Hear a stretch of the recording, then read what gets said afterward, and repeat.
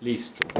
Bueno, entonces estábamos en el artículo del creo que involucra a Nuestra Señora como Madre de Dios, al Verbo encarnado dentro de ese gran acontecimiento que nos nombran en el Nuevo Testamento como la plenitud de los tiempos. La plenitud de los tiempos es entonces ese momento en que el Verbo se hace carne, coincide entonces con la anunciación a Nuestra Señora de parte del ángel, del arcángel San Gabriel. Y es un solo hecho, un solo acontecimiento en la mente de Dios desde toda la eternidad. ¿Está bien? Bueno, aquí tenemos entonces estos elementos que nos detalla Santo Tomás, que yo quiero que los veamos rápidamente. De todo lo que hemos dicho y hemos considerado al respecto de la maternidad de Nuestra Señora, podemos concluir algunos elementos muy interesantes que tienen que ver con nuestra formación y con nuestro crecimiento espiritual. En primer lugar, se confirma nuestra fe. En efecto, dice Santo Tomás, si alguien dijera algunas cosas de una tierra remota a la que no hubiésemos ido, no se le creería igual que si allí hubiese estado. Ahora bien, antes de la venida de Cristo al mundo, los patriarcas, los profetas, el propio Juan Bautista, que cierra ese ciclo de los profetas, dijeron algunas cosas acerca de Dios. Y sin embargo, no les creyeron a ellos los hombres como a Cristo, el cual estuvo con Dios, que nos transmitió el cual estuvo con Dios y que además es uno con Él. Recuerden, unidad de substancia, la misma esencia divina. Tres personas, un solo Dios verdadero. De aquí que nuestra fe, que nos transmitió el mismo Cristo, sea más firme. Se fortifica nuestra fe, porque ya no es cualquiera que está hablando de Dios, no es cualquiera que está hablando de la salvación del mundo, no es cualquiera que está hablando del reino de Dios. ¿Quién está hablando de esas promesas y esos grandes premios que van a venir en la eternidad? Pues el propio Dios, que se hace hombre. Por lo tanto, está confirmada la enseñanza que viene en el Antiguo Testamento y que se compartió junto con la vida de nuestro Señor Jesucristo aquí en la tierra, en ese momento de su vida pública, durante esos 3 años. Porque es el propio Dios el que nos está hablando. O sea, ahora no es un gran profeta. No, eso sería reducir a la mínima expresión a Dios. No es un gran profeta, no. Es el profeta por excelencia. Todos los profetas que existieron en el Antiguo Testamento participan de la visión que tiene Dios de toda la historia de la salvación. Una pequeña centella les daba a aquellos hombres y mujeres en el Antiguo Testamento, la profetisa Ana, etc., que participan de esa visión de Dios con respecto a toda la historia de la humanidad. ¿Está bien? Dice entonces Juan, terminando el prólogo, nadie ha visto jamás a Dios. El Hijo único que está en el seno del Padre, Él mismo lo ha revelado. Entonces, ¿quién más para hablar de Dios y hablar de Dios como Padre que su Hijo unigénito?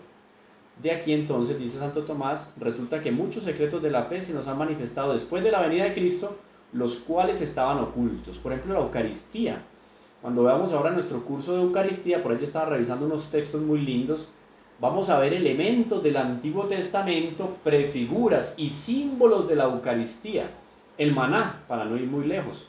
Todo eso estaba oculto. La Eucaristía, el fruto, la maravilla que está ahí, en ese regalo que nos deja Dios con su presencia real en el Santísimo Sacramento, estaba oculto, pero estaba ya prefigurado en el maná. Ahora se hace una realidad. ¿Por qué? Porque es el propio Dios que dice, aquí voy a estar con ustedes hasta el fin de los tiempos, en cuerpo, sangre, alma y divinidad. ¿Está bien? Por eso es una revelación mucho más plena. Ahora, en segundo lugar, todo ello se eleva, por todo ello se eleva nuestra esperanza.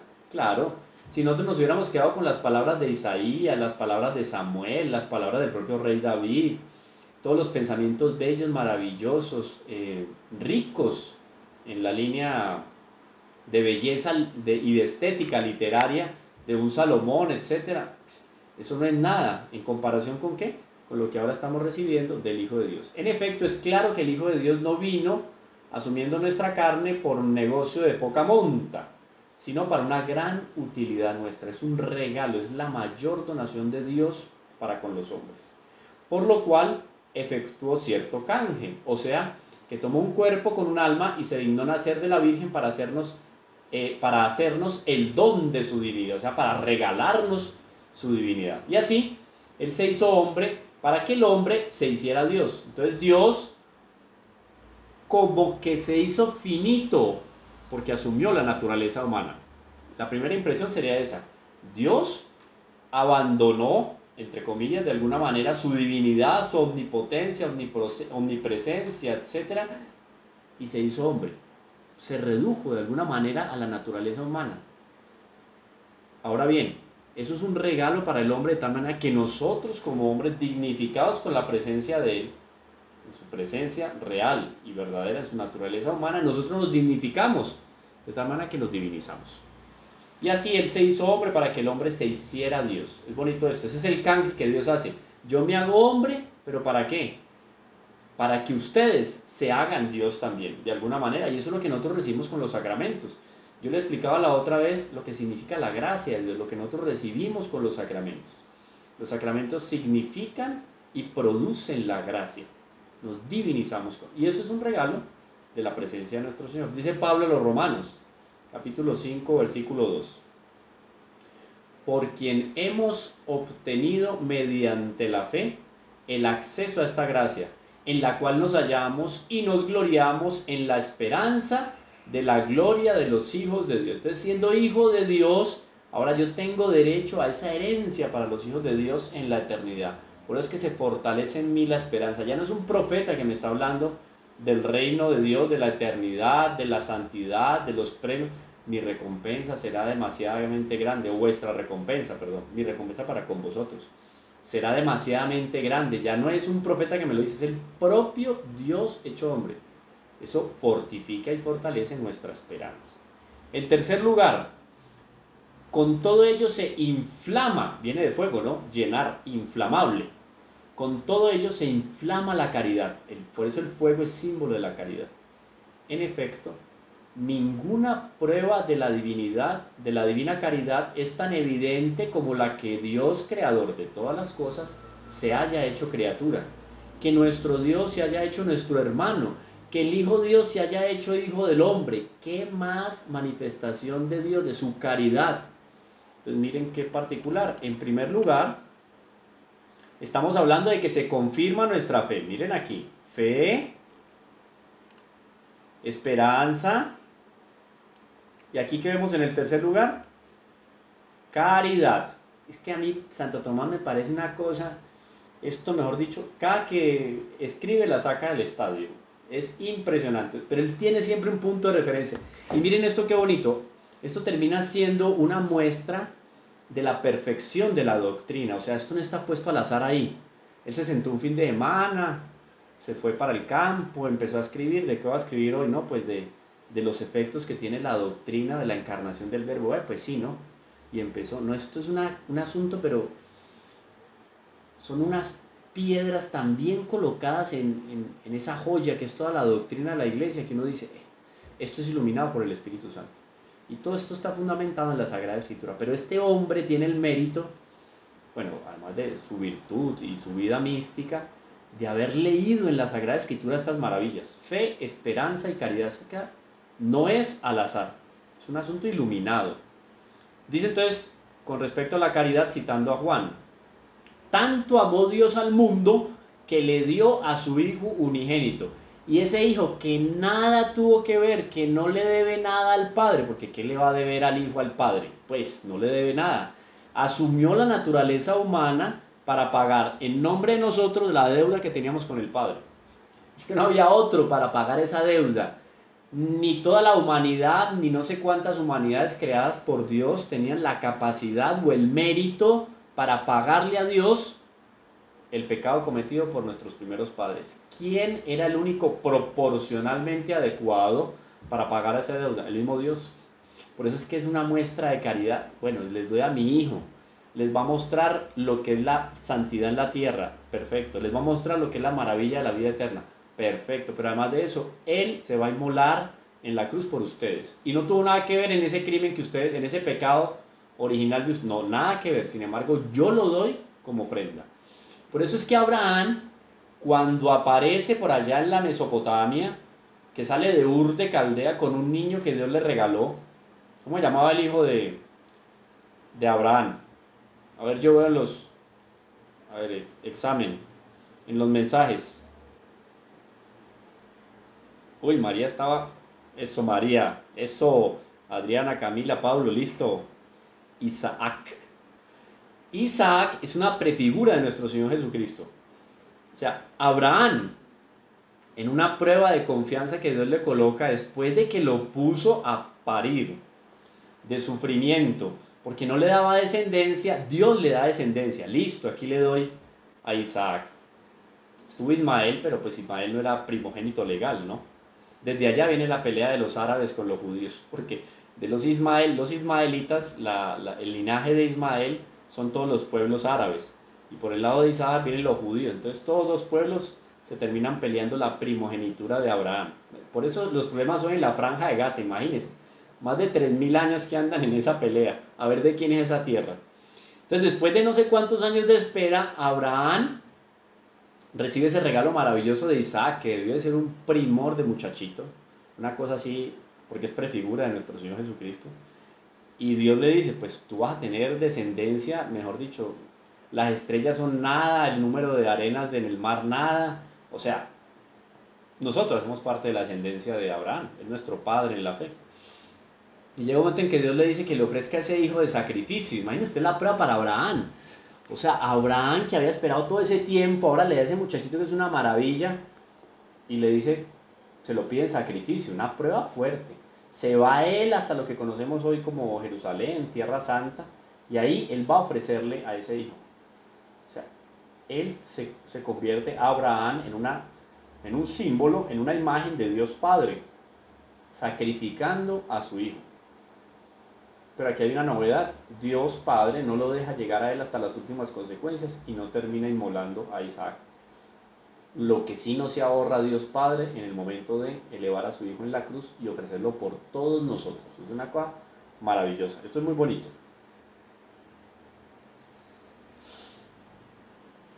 Quedamos aquí, tercer lugar. Listo, tanto amó Dios al mundo que le dio a su Hijo unigénito. Por lo tanto, por esta consideración, el amor a Dios debe reencenderse e inflamarse. O sea, si Dios fue así de generoso, es una muestra, es un ejemplo de la caridad que yo debo vivir también con el prójimo. Y en cuarto lugar, somos llevados a guardar pura el alma. Vamos a ver aquí Santo Tomás cómo resuelve eso, qué consecuencia, qué relación tiene eso con la encarnación del Verbo. En efecto, oído esto, para que valoremos lo que significa el alma. De tal manera ha sido ennoblecida y exaltada nuestra naturaleza por la unión con Dios, que ha sido elevada a la unidad con una divina persona. Entonces, se torna evidente que la dignidad humana se eleva después de la encarnación. Claro, se eleva. ¿Por qué? Porque Dios asumió naturaleza humana. Y ese es uno de los elementos fundamentales a la hora de considerar la dignidad del hombre por el hecho de ser hombre, no por el hecho de ser bautizado. Oído, eso ya es otro insumo más que recibe la naturaleza humana, porque ya participa de la vida divina. Pero por el hecho de ser hombre, de tener naturaleza humana, la misma naturaleza que el Hijo asumió en la encarnación, el hombre se eleva en dignidad a partir de la plenitud de los tiempos. Entonces alguien podría pensar, entonces la dignidad humana no era la misma, o el hombre tenía menos dignidad humana en la antigüedad. Sí y no, no es totalmente verdadera esa afirmación, porque en virtud de los planes de Dios, que recordemos que la encarnación estuvo desde siempre en la mente de Dios, el hombre ya era digno de una manera especial y excelentemente digno. ¿Por qué? Porque ya había sido considerado por Dios para esos planes divinos. Dios no se hizo ángel.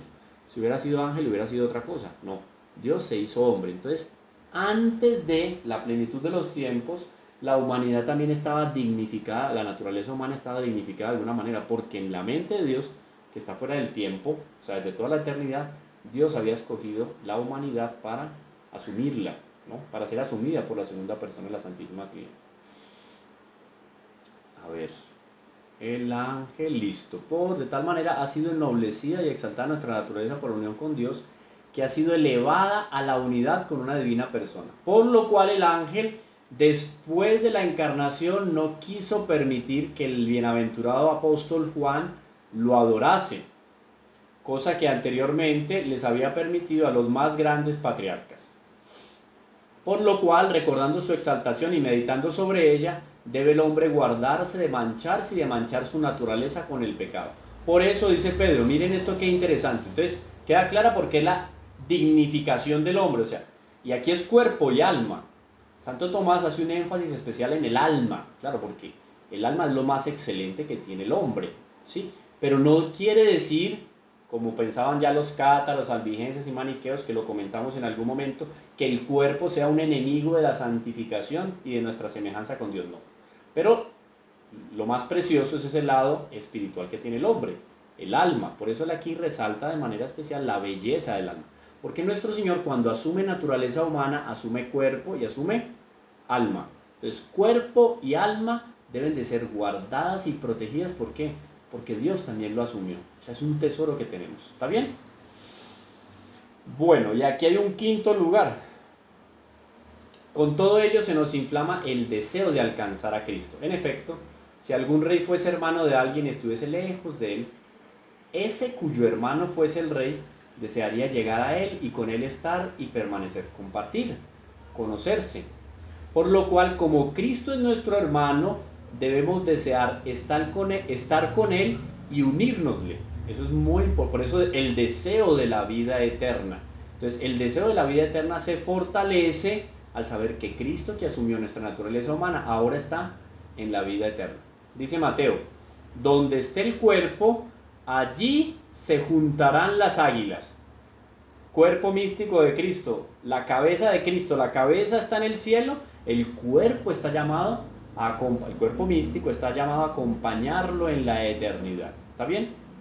Y el apóstol desea morir y estar con Cristo, y este deseo crece en nosotros si meditamos sobre su encarnación, el deseo de la vida eterna. Entonces son 5 dimensiones que vienen, 5 proyecciones de esa encarnación del verbo: fe, esperanza, caridad, valorar el cuerpo y el alma como tesoros y regalos de Dios y que fueron asumidos por Él, y por último este deseo de alcanzar a Cristo en la vida eterna, o sea, el deseo de la santificación. ¿Listo?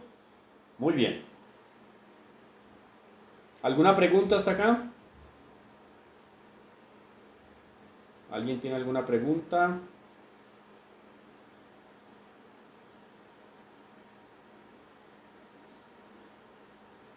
Dice, a ver, preguntas no hay propiamente.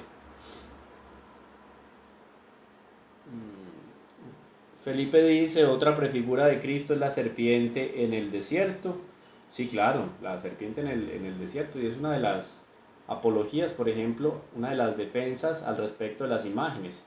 Quien miraba esa serpiente que estaba enrollada y que estaba en las manos de Moisés, se terminaba curando, ¿no? De las picadoras de serpiente.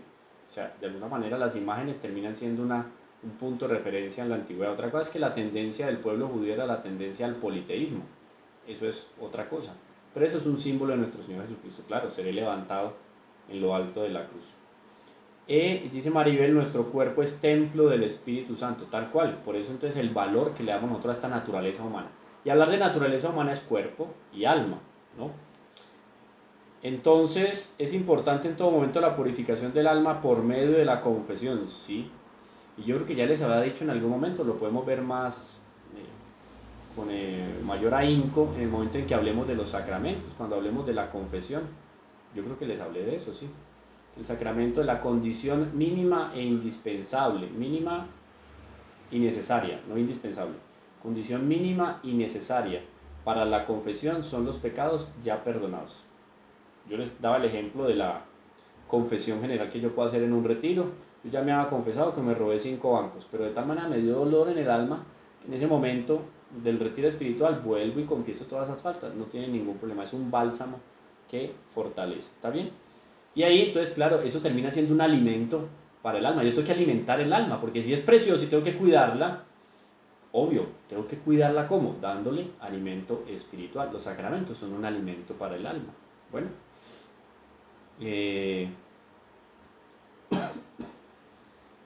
vamos aquí entonces. Antes de este artículo, yo quería contarles aquí algo. Yo había notado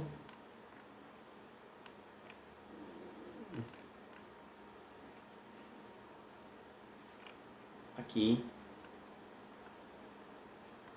Yo lo tengo marcado aquí en mi catecismo en la tablet, 194.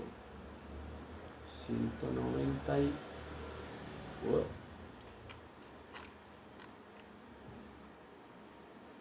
194, solo para aquí, la virginidad de Nuestra Señora. Rápidamente, solo este datico al respecto de la encarnación del Verbo.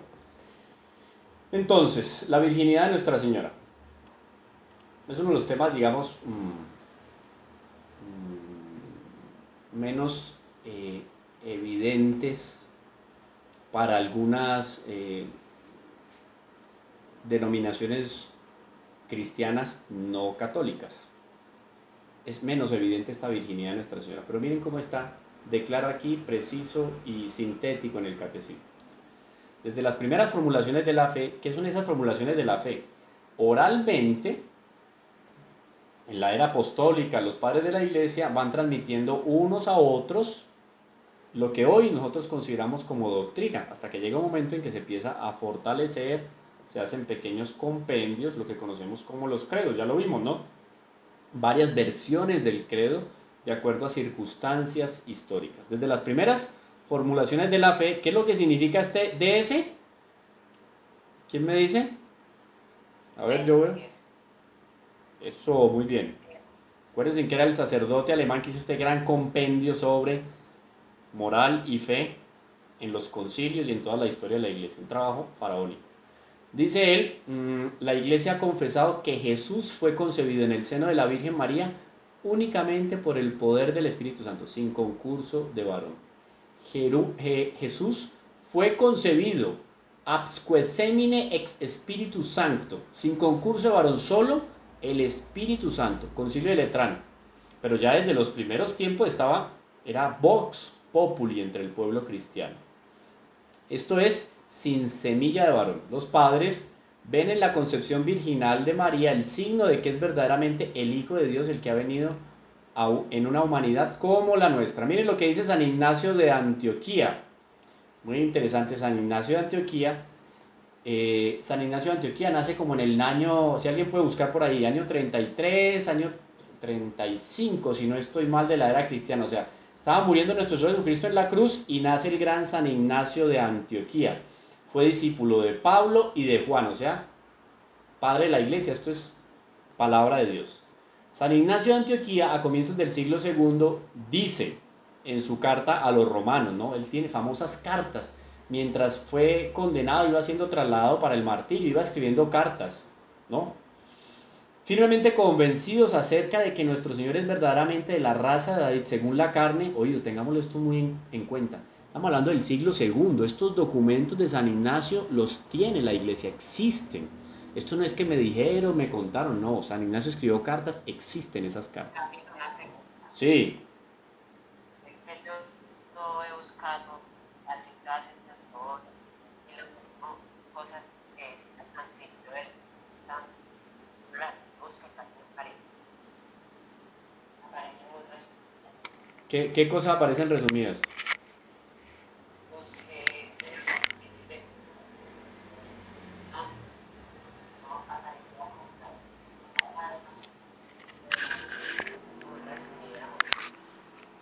Felipe, infelizmente no escucho muy bien lo que estás diciendo. No sé si los demás logran copiarle y el problema es mío.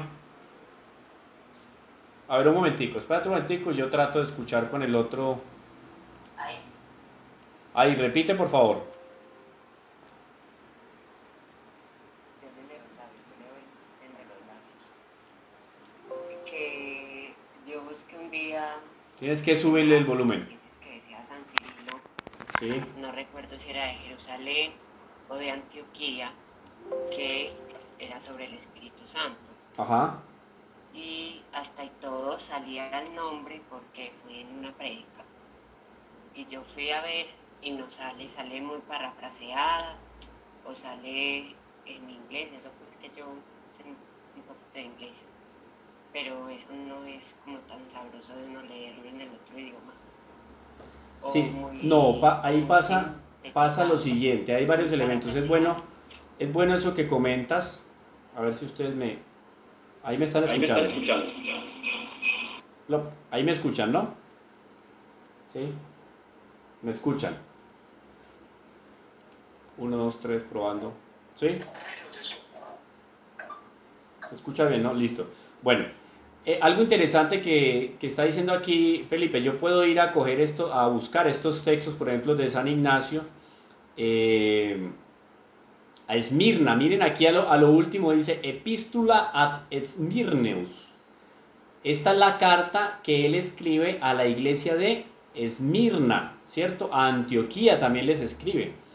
Cuando yo busco estos textos y yo voy a buscar, digamos que voy a buscar el pergamino original en el cual escribió San Ignacio de Antioquía. Recordemos un poco el contexto en el cual se desenvuelve el trabajo apostólico que hacen estos hombres. Por eso es un asunto pero titánico lo que hicieron ellos ponerse a escribir. ¿Cómo pueden escribir? O era en papiro, ¿cierto? O era en piel de ¿qué? De carnero. No había otro medio de escritura. Y cargar, me acuerdo que Pablo escribe en una de sus cartas, tráeme los baúles, no sé qué. Esos baúles y esas maletas que le traen a Pablo es lleno de cartas, porque una carta era un rollo así, pergamino increíble. Pero entonces hay un elemento también en la escritura que es muy diferente con la escritura nuestra, y ahí entra el papel fundamental de los expertos, inclusive antropólogos, filólogos, escrituristas, expertos en todos estos textos, que tienen que saber leer e interpretar lo que está ahí. Porque yo no podía utilizar de una manera florida el lenguaje, ni menos aún entregarme pues a una retórica rimbombante. Yo tenía que ir al grano. Y si yo hoy veo textos originales en hebreo, en arameo, de los evangelios y tal, es así, es todo muy... A ver, el lenguaje escrito no es el mismo de nuestro lenguaje hoy en día. Que recordemos que en el siglo VIII, con todo el renacimiento carolingio, promovido por Carlomagno, es que, por ejemplo, las palabras empiezan a separarse y empiezan a aparecer las letras de cama baja y las de altura también. O sea, tú ibas a leer un texto y te encontrabas todo junto ahí. Eso era un reguero de letras. Ahorrando que también espacio y un poco por la concepción cultural de la época. No vas a encontrar un texto como lo que estamos viendo aquí en pantalla, no era diferente. Entonces cuando yo voy a buscar esos textos en la antigüedad, tengo que leerlos con el contexto histórico, eso tiene que hacerlo un experto. Y los textos aquí puede que no se encuentren ipse literis, o sea, tal cual como están acá al traducirlos al español. Hay el trabajo entonces de darle el sentido contemporáneo a esos escritos antiguos. Y eso pasa también con los textos de Platón, Aristóteles, los que quieras de los primeros tiempos. Entonces, bueno, también recordar el trabajo que los monjes realizaron durante la Edad Media en los monasterios para poder plasmar en un lenguaje mucho más popular y coloquial lo que ya habían escrito grandes hombres como San Ignacio, San Justino, San Apolinar, etcétera, tal, en otros tiempos de la iglesia. ¿Está bien? Y eso queda como para que lo tengan presente. Sí, Lina lo recuerda acá, no había separación, entonces era todo un conglomerado ahí de tipos que había que, imagínate, la lectura de un libro era complicadísimo. Bueno, sigamos entonces. En esta epístola entonces dice San Ignacio: ¿estáis firmemente convencidos acerca de que nuestro Señor es verdaderamente de la raza de David según la carne? Oído, esto cuando le escribe a los romanos. Hijo de Dios según la voluntad y el poder de Dios, nacido verdaderamente de una virgen. Hombre, este personaje nace a mediados del siglo I, no sé si alguien buscó ahí al fin el año de nacimiento de San Ignacio de Antioquía. Él nace casi que muriendo nuestro Señor, nace San Ignacio y termina muriendo en el año 110 más o menos del siglo II. Entonces, súper cercano y contemporáneo a nuestro Señor. O sea, él era un chiquitín caminando, corriendo por ahí por Antioquía, y nuestro Señor estaba en su vida pública o recién había muerto y ya estaba llegando la noticia del Mesías. Miren lo que dice aquí claramente. Entonces, esto de que se lo inventó la iglesia, no. San Ignacio de Antioquía, siglo II. Nacido verdaderamente de una virgen. Esto es en la carta a la iglesia de Esmirna. fue verdaderamente clavado por nosotros en su carne bajo Poncio Pilato. Mire cómo aparecen ya luces ahí del credo, están ahí, palabras de San Ignacio de Antioquía. Padeció verdaderamente como también resucitó verdaderamente. ¿Sí ven qué bonito? Esto es un texto, debe ser del año 103, 104, no sé, de nuestra era, siglo segundo. Una cosa muy, muy bonita. Aquí Adriana, año 35 nació, ¿no? Adriana, sí. Esto es una maravilla, a mí me parece una maravilla, o sea, confirma que es que nuestra doctrina no se la inventó un papa, no, está ahí, es un testimonio de los contemporáneos de nuestro Señor. Para que vengan otros a decir que a Cristo hay que diseccionarlo a nuestro Señor y tener un Cristo de la fe y un Jesús histórico, no, es uno solo, aquí está claro. Fue clavado, padeció, resucitó. Ahora bien, los relatos evangélicos, perdón, aquí, presenta la concepción de María como una obra divina que sobrepasa toda comprensión y toda posibilidad humana. Miren Lucas lo que dice: lo concebido en ella viene del Espíritu Santo. Dice el ángel a José a propósito de María, su desposada. Y aquí es muy claro tener, y eso sí pues, me le paro delante, perdón, yo tomo agua para decir lo que voy a decir.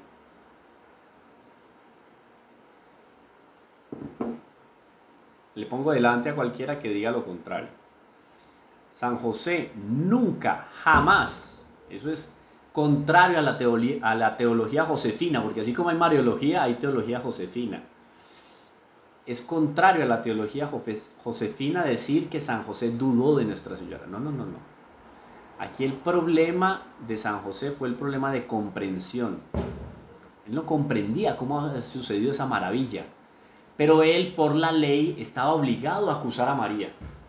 Entonces el que dijo: yo me voy, yo no comprendo esto, pero yo no voy a acusar a esa mujer. Ahí es cuando el ángel se aparece y le dice: lo concebido en ella viene del Espíritu Santo. Entonces la iglesia como madre ve en ello ¿qué? El cumplimiento de la promesa divina que fue hecha. Miren Isaías lo que nos dice: he aquí que la Virgen concebirá y dará a luz un hijo. Curioso que Isaías se puso en ese trabajo antes de Cristo de poner esta palabrita, virgen. No, una mujer concebirá, o la mamá, o tendrá un hijo, una madre tendrá un hijo, cualquier cosa, o la esposa de José, o la esposa, no, virgen, él quiso poner ese nombre aquí, virgen, quiso que quedara para la historia, según la versión griega. Bueno,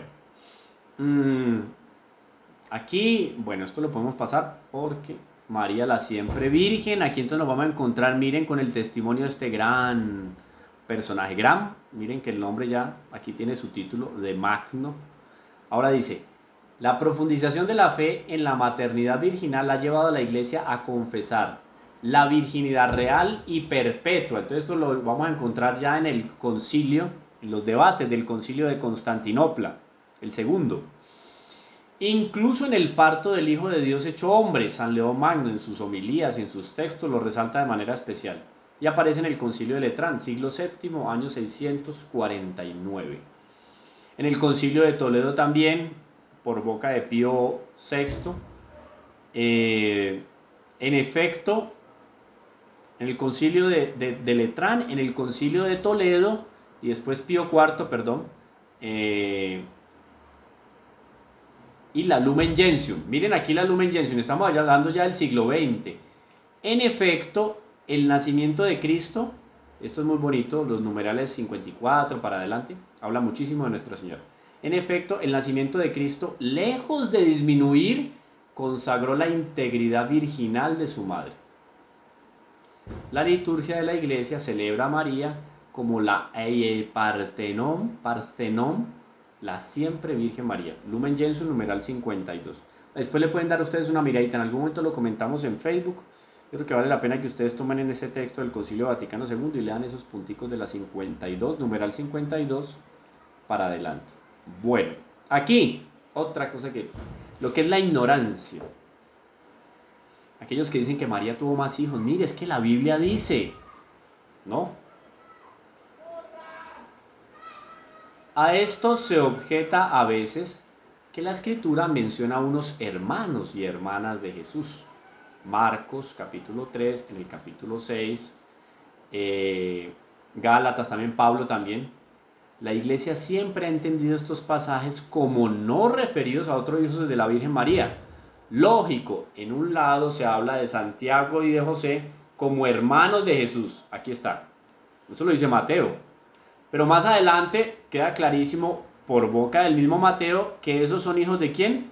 De María, discípula de Cristo, pero no de María, la madre de Jesús, que se designa de manera significativa, y esto lo deja muy claro también Mateo, para que no haya confusión. O sea, que el que viene y dice que esos hermanos, uy, qué pena, pero usted no leyó Mateo, léase Mateo, le voy a dejar la tarea, léase Mateo, completico el capítulo 27 y el capítulo 28, y va a ver cómo la otra María, ¿no? Es esa misma María, discípula de Cristo, que es la mamá de Santiago y de José. Se trata entonces de parientes próximos de Jesús, claro, familias cercanas, primos, según una expresión conocida ya en el Antiguo Testamento. Ahí están los textos. Vamos a encontrar en Génesis, en el capítulo 13, en el 14, en el 29. Jesús entonces es hijo único de María, pero la maternidad espiritual de María se extiende a todos los hombres. Dice Pablo en la carta a los Romanos: dio a luz al hijo, al que Dios constituyó el primogénito entre muchos hermanos. Interesante, porque entonces dice, él es primogénito, pero tiene hermanos. ¿Cómo así que es primogénito, pero tiene hermanos? Entonces comparten la misma mamá. Muy bonito, porque es Pablo el que defiende la maternidad divina de Nuestra Señora, uno de los que defiende la maternidad divina de Nuestra Señora en el Nuevo Testamento. Eso de la maternidad divina no es una invención de los concilios de la iglesia, no. Eso no es Éfeso, no es Nicea, no es Constantinopla, no. La iglesia lo que hace es beber de lo que está escrito en el Nuevo Testamento. Clarísimo, repito, apréndase bien este texto. Oído. Ay, es que a María la respetamos mucho como mujer porque fue muy buena, pero de ahí a decir que es la madre de Dios, qué pena, señor, señora, pero usted no se leyó Pablo, carta a los Romanos, capítulo 8, versículo 29. Está claro, blanco es, gallina lo pone, blanco es, no, o blanco es, gallina lo pone. Bueno, dio a luz al hijo. ¿Cómo es? Blanco es, gallina lo pone, frito. Eso es, frito, no, bueno. Sí, bueno, dio a luz al hijo, al que Dios constituyó el primogénito entre muchos hermanos. Yo creo que con esto queda más. Y la Lumen Gentium va a decir, ve qué particular, aquí se les fue unas comillas. Es decir, de los creyentes a cuyo nacimiento de educación colabora con amor, ¿quién? Nuestra Señora, aquella madre, nos educa especialmente en la fe. Bueno, pasamos esto, no podemos parar más. Voy a leer volando el resumen. Prácticamente lo que compartimos en estas clases está en el resumen. De la descendencia de Eva, Dios eligió a la Virgen María para ser la madre de su hijo. Ella, llena de gracia, es el fruto más excelente de la redención. Desde el primer instante de su concepción, fue totalmente preservada de la mancha del pecado original y permaneció pura de todo pecado personal a lo largo de toda su vida. Que fue tentada, sí, pero ser tentado no es lo mismo que haber cometido un pecado. Por eso yo no debo llegar donde el sacerdote, pobrecito. Ahora, imagínense el trabajo de los padres a partir de la segunda semana de septiembre, que ya se acaba todo este asunto de la cuarentena. Imagínense las filas para... Bueno, sí. Y usted llegara a decirle, padre, yo me confieso porque fui tentado por... ¿Quién dijo que usted tiene que confesarse por la tentación? No. Y es más, Dios no está ni siquiera obligado a retirarnos la tentación. No, es líbranos de caer en lo que la tentación nos pide o nos muestra. ¿No? Oído, esto es muy importante. Nuestra Señora puede haber sido tentada, y seguramente fue tentada muchísimo como fue tentado nuestro Señor, para hacerla crecer más en gracia. María es verdaderamente madre de Dios porque es la madre del Hijo eterno de Dios hecho hombre, que es Dios mismo. María fue virgen al concebir, aquí entonces un texto de San Agustín. María fue virgen al concebir a su hijo, virgen durante el embarazo, virgen en el parto, virgen después del parto, virgen siempre. Sermón 186 de San Agustín.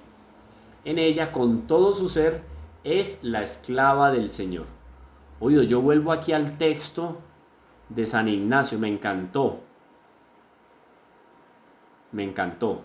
Nacido, ¿qué dice acá? nacido verdaderamente de una virgen. Esto no es inventado, esto es testimonio de los que vivieron al lado de nuestro Señor Jesucristo, contemporáneos. Sigue entonces. San Agustín dice, en ella con todo su ser es la esclava del Señor, según Lucas. La Virgen María colaboró por su fe y obediencia libres a la salvación de los hombres, Lumen Gentium. Ella pronunció su fiat, hágase, hágase en mí. Locus totius humanae nature, ocupando el lugar de toda la naturaleza humana. Ese sí de Nuestra Señora es una antelación, es un preámbulo del sí que estamos llamados todos a darle a nuestro Señor Jesucristo. Santo Tomás de Aquino es el que nos dice esto, en la suma teológica. Por su obediencia ella se convirtió en la nueva Eva, madre de los vivientes. En Eva, la antigua Eva o la primera Eva nos abrió las puertas aquí al pecado original. Ahora la nueva Eva nos saca del pecado y nos lleva a la gracia. Misterios de la vida de Cristo. Tenemos que pasar de esto así. Y nos quedamos acá. Y vamos aquí. En este, yo había marcado acá, perdón, yo veo en el texto que tengo. Aquí está.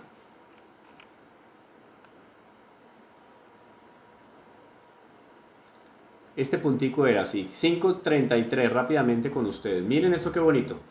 La vida oculta de nuestro Señor, ¿no? Tiene que ver con todo lo de la encarnación. La vida oculta son 30 años en Nazaret, 30 años conviviendo con Nuestra Señora y con San José. Ahora miren qué interesante. Nazaret, y este es un texto de Pablo VI, Nazaret es la escuela donde empieza a entenderse la vida de Jesús. Es la escuela donde se inicia el conocimiento de su evangelio. Su primera lección es el silencio. Bonito, porque cuando uno sabe guardar silencio, sabe también hablar de una manera precisa y preciosa en el momento indicado. El silencio es un regalo también. ¿Cómo desearíamos que se renovara y fortaleciera en nosotros el amor al silencio? Este admirable e indispensable hábito del espíritu tan necesario para nosotros. Hoy por unas circunstancias de derechos humanos me tocó ir a una zona campestre, a una reunión, a una zona rural, un lugar tan lindo, lleno de pinos, hay un lugar adyacente, vecino del Parque Arví, una cosa, esos prados, esos pinos, el propio ruido medio bonito, el sonido, no ruido no, el sonido bonito y armónico de las hojitas del pino por el viento que van sonando, un cierto cascabel así, uno decía, en este silencio es más fácil encontrarse con Dios, una cosa tan linda, ese verde, la luz del sol, hasta el mismo frío que estaba haciendo, no sé, todo eso lo hace a uno recogerse y valorar lo que es el silencio. Entonces ese silencio en la vida íntima del hogar, en Nazaret y todo, educa también, porque nos pone en una perspectiva de pensar en cosas sobrenaturales. El silencio nos predispone para eso. Por eso es recomendable que las músicas y los cantos que acompañan la celebración eucarística, y eso quedó claro también en la Sacrosanctum Concilium, con el Concilio Vaticano II, después lo recalcaron los otros papas, esa música debe ser armónica y consonante con el misterio que se está celebrando. No puede llenar de cacofonías y gritos estridentes la celebración, porque se pierde el foco. Es que naturalmente uno pierde la concentración. Yo no sé, estudiando aquí, cualquier texto que yo esté estudiando y poner heavy metal a todo volumen, obviando lo que puede traer la letra de pesado, pero el mismo escándalo no permite que el cuerpo, ¿cierto?, se ubique y se contextualice en lo que está ahí, en leer, en tranquilo, ¿no? Entonces el silencio nos predispone para ese encuentro con Dios. Dice más adelante entonces Pablo VI. Finalmente aquí aprendemos también como la lección del trabajo. Aprendemos también la lección del trabajo. Nazaret, la casa del hijo del artesano, el hijo del carpintero. Esto es bonito también porque en los textos del Evangelio a José se le llama como José, como el justo o como el carpintero. Pero ese decir el carpintero que los... no es que es despectivo, no, es porque el trabajo de José era el trabajo de carpintero. O sea, carpintero por antonomasia. Y Ana Catalina Emmerich habla de eso al respecto en sus textos. Yo no sé si es de Lucas, que cuando Lucas llega a Nazaret, en algún lugar se hospeda, y donde se hospeda le dicen, mire, esta habitación está muy bien adornada porque los muebles, y le dan una categoría a la habitación así espectacular, porque fue adornada con muebles hechos por José el carpintero, o sea, marcó un hito en la historia de la carpintería en la época de nuestro Señor, el trabajo de San José, claro, pues no era un trabajo cualquiera, era el de San José. ¿Cómo deseamos comprender más en este lugar la austera pero redentora ley del trabajo humano y exaltarla debidamente? Entonces, hoy en día que se proclama tanto la lucha de clases, no está bien. Y unos van a tener que trabajar de una manera más ardua manualmente y otros trabajar de una manera más ardua intelectualmente. Unos fueron más beneficiados y regalados por Dios de manera intelectual, otros de manera física. Cada uno trabaja con lo que tenga y con lo que tenga para dar al prójimo. Después que con amor, miren lo que hablábamos la otra vez, ¿cómo era que se llamaba? El siervo de Dios americano que terminó viviendo en Estados Unidos. A ver si ustedes me recuerdan. A ver, ¿quién me dice por acá? La memoria. Memoria es tenaz. Sí, Pierre Toussaint. Ahí está. Pierre Toussaint. Barbería, corte de cabello. Pues, ¿quién dijo que uno no se puede santificar? No, usted puede santificar donde es haciendo lo que sea. Después de que lo haga con amor de Dios. ¿Sí? Bueno. Vamos más adelante. Aquí nos tocó saltar porque ya vamos al siguiente artículo. Por Dios, y todo lo que hemos abreviado y hemos volado, y esto no termina. Hay muchas bellezas aquí. O sea, uno se podría quedar en un solo artículo por curso. Artículo 4.